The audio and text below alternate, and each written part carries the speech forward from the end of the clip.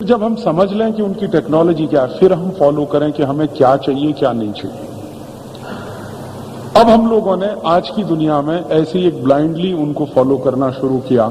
आखिरी बात पे आ रहा हूं, वो है आईटी सेक्टर, इंफॉर्मेशन टेक्नोलॉजी। ये इंफॉर्मेशन टेक्नोलॉजी अपने देश में से आया हुआ कॉन्सेप्ट नहीं।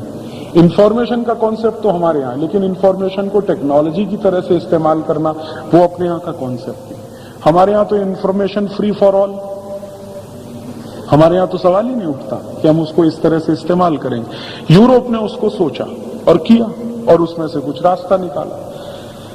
तो ये पूरी की पूरी जो कंप्यूटर इंडस्ट्री है या ये जो सॉफ्टवेयर आप कहते हैं, ये इसी में से निकला हुआ इलाका है। अब इसमें जब हम गए तो हमने क्या मान लिया कि ये इंफॉर्मेशन टेक्नोलॉजी जो यूरोप ने निकाला या अमेरिका ने निकाला, वो उनकी जरूरत की चीज हो सकती है। हालांकि मैं उनसे भी कहता था कि ये तुम्हारी जरूरत की चीज भी नहीं है। मेरी कई बार बहस हुई इस विषय पे। हालांकि मैं खुद इलेक्ट्रॉनिक्स का आदमी हूं, कंप्यूटर का आदमी हूं, लेकिन मैं कहता हूं कि ये उनके भी जरूरत की चीज नहीं थी, लेकिन उन्होंने किया।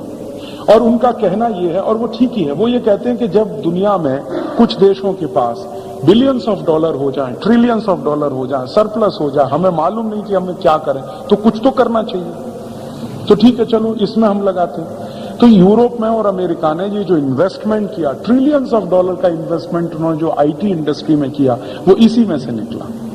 फिर उन्होंने कहा कि अच्छा ठीक है, कोई भी काम हम करेंगे तो कंप्यूटर की मदद से करेंगे। अब वो काम आप हाथ से भी कर सकते हैं, लेकिन उन्होंने कहा नहीं, हम सब कंप्यूटर की मदद से करेंगे। हमारी सारी सर्विसेज को कंप्यूटराइज कर देंगे, हमारे पूरे प्रोडक्शन को कंप्यूटराइज कर देंगे, हमारे पूरे सिस्टम को हम कंप्यूटराइज कर देंगे। तो आपको कुछ तो करना होगा। अमेरिकन गवर्नमेंट ने 3.7 ट्रिलियन डॉलर का इन्वेस्टमेंट किया इस आईटी में। और जब इन्वेस्टमेंट हुआ तो अमेरिकन पार्लियामेंट में डिबेट हुई। अब डिबेट हुई तो वो डिबेट यहां तक पहुंची, कई सेनेटर्स ने ये सवाल उठाया कि हम इतना ह्यूज इन्वेस्टमेंट कर रहे हैं जिस इंडस्ट्री में, उसका उपयोग क्या हमारे देश में, ये कई लोगों ने सवाल उठाया। तो फिर अमेरिकन पार्लियामेंट में बार बार उसका ये जवाब दिया गया कि देखिए, अगर ये डेवलप होता है तो हम हमारी सारी एक्टिविटी कंप्यूटर के माध्यम से करना शुरू कर देंगे। हमारे बैंकिंग उसमें चले जाएंगे, इंश्योरेंस उसमें चले जाएंगे, सर्विस का सेक्टर चला जाएगा, एजुकेशन उसमें चला जाएगा, हमारा पूरा एडमिनिस्ट्रेशन उसमें चला जाएगा, वगैरह वगैरह ये सब। तब कई लोगों ने ये भी सवाल उठाया कि वायरस एंटर कर गया तो उनका फिर बनाएंगे, फिर करेंगे। तो इस उद्देश्य से वो चले गए उस दुनिया में। अब उस दुनिया में गए तो उस दुनिया के अपने कंपल्शंस हैं। हर एक टेक्नोलॉजी के अपने कंपल्शंस होते हैं, हर एक टेक्नोलॉजी की अपनी लिमिटेशंस होती हैं। तो वो कंपल्शन उनके लिए क्या आए? वो कंपल्शन उनको ये आए कि उनके पास आदमी नहीं थे काम करने वाले, और थे तो वो करना नहीं चाहते, क्योंकि ये बहुत ही मोनोटोनस जॉब है। ये जो आईटी इंडस्ट्री है ना, दुनिया की सबसे ज्यादा बोरियत वाली इंडस्ट्री है मेरे हिसाब से। इसमें कुछ एंटरटेनमेंट नहीं। आप बैठे हैं, एक ही तरह का जॉब करते रहिए 24 घंटे, 48 घंटे, 50 घंटे, 100 घंटे। खेती का काम तो कम से कम इतना मोनोटोनस नहीं है, आईटी का काम तो बहुत ही मोनोटोनस है। और ये जो यूरोपियन लोग हैं और अमेरिकन लोग हैं, इनको मोनोटोनस वर्क बिल्कुल पसंद नहीं, क्योंकि मैंने कहा ना, जिंदगी तो एक ही बार मिली। अब जिंदगी एक बार मिली है, बार बार तो मिलने वाली नहीं, तो वो इसी में खत्म हो जाए तो हमारे लिए प्रॉब्लम। तो इंडस्ट्री तो बनाई उन्होंने, लेकिन उसको चलाने वाले लोग नहीं थे। कहां से आते लोग? तब दुनिया के देशों को उन्होंने अपील किया, उसमें भारत भी एक था, कि भाई हमको लोग चाहिए जो हमारी आईटी इंडस्ट्री को चला सके। तो फिर हिंदुस्तान में आईटी एजुकेशन आ गया, क्योंकि हमें एक्सपर्ट्स बनाने थे उनके यहां भेजने के लिए। तो हमने जगह जगह सब सेंटर्स बना दिए, जगह जगह यूनिवर्सिटीज आए, यूनिवर्सिटीज ने सिलेबस लाया, हमारे कुछ दूसरे इंजीनियरिंग कॉलेजेस में आया, शायद आपके यहां भी होगा। तो ये सब सेंटर्स हमने डेवलप किए। किस लिए किए? हमारी कोई डोमेस्टिक डिमांड नहीं थी, अमेरिकन डिमांड को फुलफिल करने की, और वही हम कर रहे हैं। उसके लिए कुछ कंपनियां बनी, इन्फोसिस आया, सत्यम आया, ये आया, वो आया, वो चाहे नारायण मूर्ति का हो या किसी का भी हो। ये सारी कंपनियों ने फिर क्या करना शुरू किया? बॉडी शॉपिंग, और हमने उसी को बड़ी टेक्नोलॉजी माना। अब ये बॉडी शॉपिंग तो कोई टेक्नोलॉजी नहीं हुआ करती। यहां क्या हो रहा है आईटी के नाम पर, अब तो थोड़ा बंद हुआ क्योंकि अमेरिका में बबल बस्ट हो गया, लेकिन यहां यही तो हो रहा था कि हम हमारे देश में कुछ लड़के लड़कियों को तैयार कर रहे हैं, कंप्यूटर की दुनिया में काम कर सकें, और उनको अमेरिका एक्सपोर्ट कर रहे हैं। और उसमें से कुछ पैसा बना रहे हैं, तो उसको हम आईटी एक्सपोर्ट कह रहे हैं।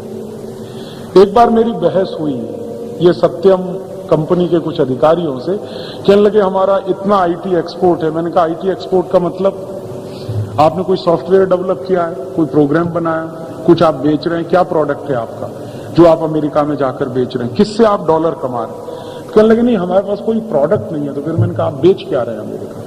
तो हम तो बॉडी शॉपिंग कर रहे हैं। तो मैंने कहा ऐसे कहिए ना कि गुलामों को बेच रहे हैं अमेरिका में ले जाकर, एक्सपोर्ट क्या कर रहे हैं? और आप जानते हैं कि ये अगर आईटी में हमें मास्टर भी होना होता, या हम कभी कल्पना करते, आप में से थोड़े लोग भी जो कंप्यूटर की समझ रखते हैं, वो सॉफ्टवेयर में मास्टरी नहीं होती, कभी हार्डवेयर में होती। लेकिन ये यूरोप और अमेरिका ने क्या किया कि आईटी में उनके पास जो मुख्य था वो रख लिया, हार्डवेयर तो उनके पास रख लिया। दुनिया भर के देशों को कहा कि तुम सॉफ्टवेयर में जाओ, हार्डवेयर में मत जाओ। तो हमारे यहां क्या हुआ, जितने भी टेक्नोलॉजी पार्क बने, चाहे बंगलौर का हो, चाहे मुंबई का हो, चाहे हैदराबाद का हो, चाहे दिल्ली का हो, आपने कभी सुना हार्डवेयर पार्क बना हमारे देश में? कोई एक। सब सॉफ्टवेयर पार्क ही बने हैं ना।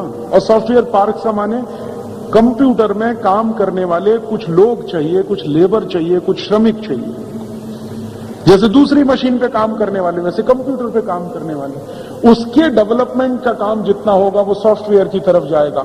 और कंप्यूटर बनाना है या कंप्यूटर में मास्टरी करनी है तो हार्डवेयर में जाना पड़ेगा। वो तो हमारे यहां हुआ नहीं और होने भी नहीं दिया उन्होंने। हमारे यहां एक सेमीकंडक्टर कॉम्प्लेक्स बनाया था भारत सरकार ने चंडीगढ़ में, वो आज तक नहीं चालू होने दिया इन लोगों ने। एक बार चालू भी हो गया तो आग लगवा दिया उसमें, बिल्कुल साजिश के साथ आग लगवा दी। मेरे मित्र उसमें काम करते, वो बता रहे थे कि अमेरिका यूरोप बिल्कुल नहीं चाहता कि हिंदुस्तान में कोई सेमीकंडक्टर कॉम्प्लेक्स चले और हम चिप्स बनाने में सेल्फ सफिशिएंट हो जाए, तो हो सकता है हम मास्टरी कर लें उस विषय पर। उनको डर लगता, तो उन्होंने क्या भारत सरकार से साजिश कर करके पहले तो चालू नहीं होने दिया, और एक बार चालू हो भी गया तो आग लगवा दिया उसमें, और वो आज तक दोबारा फिर से ओपन नहीं हो पाया। तो उस दिशा में तो हम गए नहीं। हमने क्या माना कि ये सॉफ्टवेयर के नाम पर जो हम बॉडी शॉपिंग कर रहे हैं वही हमारे लिए बड़ी टेक्नोलॉजी है। तो अंधाधुंध हिंदुस्तानी लड़के लड़कियों को हमने अमेरिका भेज दिया। और मुझे बहुत दुख हुआ पिछले 2-3 सालों में जब मैंने ये सुनना शुरू किया कि अपने देश में इलेक्ट्रॉनिक्स का इंजीनियर अब सॉफ्टवेयर में जाना चाहता है। काहे के लिए भाई? इलेक्ट्रॉनिक्स कोई छोटी चीज तो नहीं, ये सॉफ्टवेयर तो बहुत छोटी सी चीज है। कहां फंस गया? मैंने देखा मैकेनिकल इंजीनियरिंग वाला कोई विद्यार्थी, वो चाहता है कि मैं साहब कुछ कंप्यूटर कोर्स कर लूं और अमेरिका चला जाऊं। दिमाग खराब हुआ है क्या? काहे के लिए? मैकेनिकल इंजीनियरिंग कोई छोटी चीज थोड़ी है भाई। या कोई सिविल वाला है, सिविल का है, कंस्ट्रक्शन का है, कहीं का है, इरिगेशन का, किसी का भी है, वो कह रहा मैं भी जाना चाहता हूं साहब अमेरिका। तो ये जो अमेरिका जाने की हमारे दिमाग में भूत सवार हो गया, उसमें हमने क्या किया कि जो ज्ञान हमें हासिल हुआ था 4 साल का अध्ययन करके या 5 साल का अध्ययन करके, बीई किया या बीटेक किया या जो भी किया, उस अध्ययन को तो हमने कूड़ा करके रख दिया।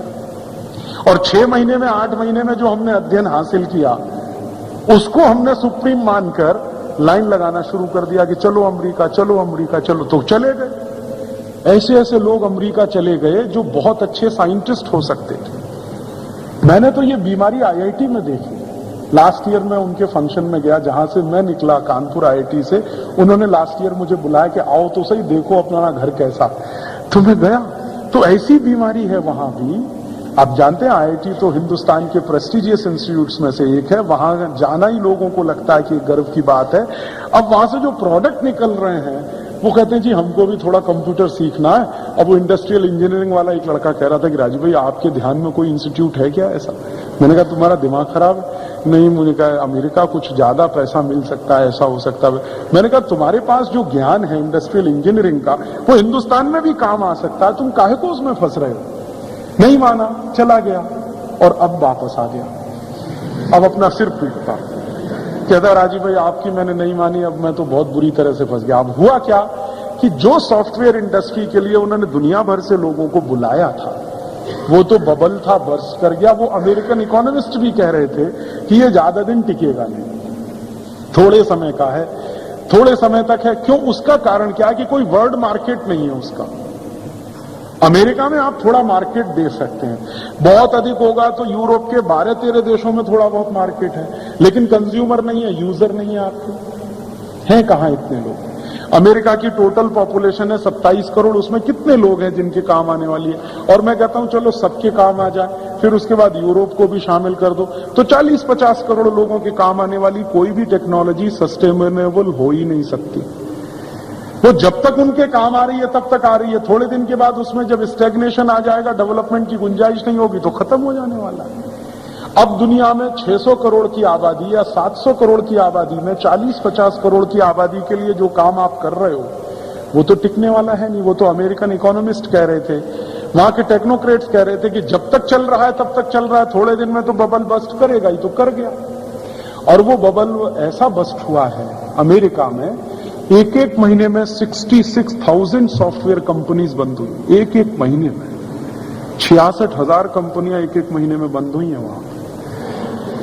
पिछले 3 महीनों की मैंने वहां से वो मंगाई है। मेरे कुछ मित्र हैं जो वहां पर रहते थे, अब बेकार हो गए हैं क्योंकि वहां की इंडस्ट्रीज बंद हुई, आईटी इंडस्ट्री, तो अब वो खाली है, तो कुछ काम तो है नहीं, तो दिन भर दूसरी जॉब के लिए भागते रहते हैं, फिर कुछ टाइम रहता, तो मैं उनको पूछता रहता हूं कि भाई जरा रिपोर्ट भेजो। तो पिछले 3 महीने में अगस्त से लेकर अगस्त, सितंबर, अक्टूबर, ये 3 महीने में अमेरिका में 1.22 लाख इंडस्ट्रीज छोटी बड़ी सब मिला के आईटी सेक्टर में बंद हो गई, छोटी बड़ी सब मिला के। और ये जो बड़ी इंडस्ट्रीज है ना, माइक्रोसॉफ्ट और ये पेंटाफोर और ये सब वगैरह वगैरह, इनकी हालत ये है कि ये अपने एग्जिस्टेंस को बचाए रखने के लिए क्या क्या नहीं कर रहे हैं वो आप कल्पना के बाहर। वो खुद कह रहा था बिल गेट्स अभी थोड़े दिन पहले कि अब उसको अपनी इंडस्ट्री को बचाए रखने के लिए बच्चों के कंप्यूटर गेम्स बनाने पड़ रहे हैं। ये माइकल गेट्स, वो गेट्स ने कहा अभी थोड़े दिन पहले, उसने प्रेस कॉन्फ्रेंस में, कि मेरी इंडस्ट्री तो गई, अमेरिका चूंकि डूब गया आईटी में, तो मैं भी डूब गया हूं, लेकिन अब मैं मेरे अस्तित्व को बचाए रखने के लिए कहां आ गया हूं कि बच्चों के लिए कुछ कंप्यूटर गेम्स ही बनाता हूं। कम से कम उसमें तो मार्केट है, बाकी तो और कहीं मार्केट ही नहीं है मेरे लिए। तो अच्छा, अब वहां ऐसी हालत है, मार्केट नहीं है अमेरिका और यूरोप में, तो आप हिंदुस्तान के बारे में सोचो, यहां कितना मार्केट है? यहां तो कुछ है भी नहीं, पहले से भी नहीं था, आगे होने की कोई संभावना नहीं। तो आप पूछोगे फिर मैं कहना क्या चाहता हूं, तो मैं आपको यही कहना चाहता हूं कि ये जो भूत आपके ऊपर सवार है ना, इसको थोड़ा उतार दीजिए नीचे। और अगर आप मैकेनिकल में है या इंडस्ट्रियल में है या इलेक्ट्रॉनिक्स में है या इलेक्ट्रिकल में है या सिविल में, आप जहां भी हैं वहीं ईमानदारी से काम करिए, वहां से कुछ रास्ता निकल आएगा।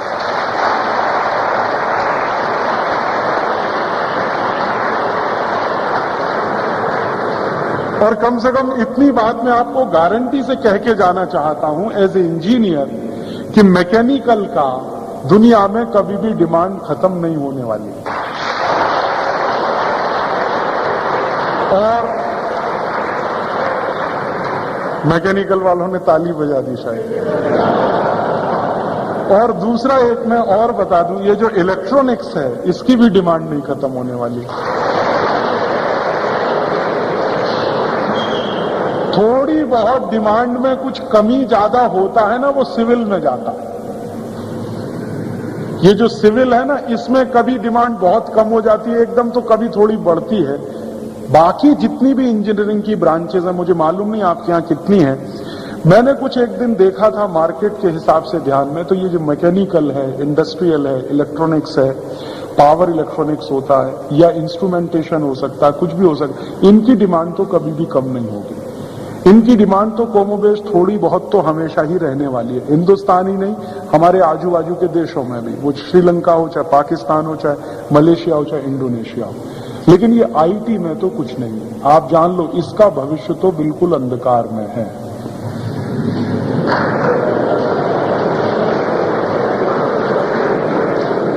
और इसका भविष्य अंधकार में वहां हो गया है जहां से इसका जन्म हुआ, अमेरिका में, तो दुनिया के देशों की तो आप सोच नहीं सकते। इसलिए ये आईटी के भूत में से निकल आइए आप, और ये फालतू का काम जो आपने शुरू किया है इसको थोड़ा बंद करिए। और कुछ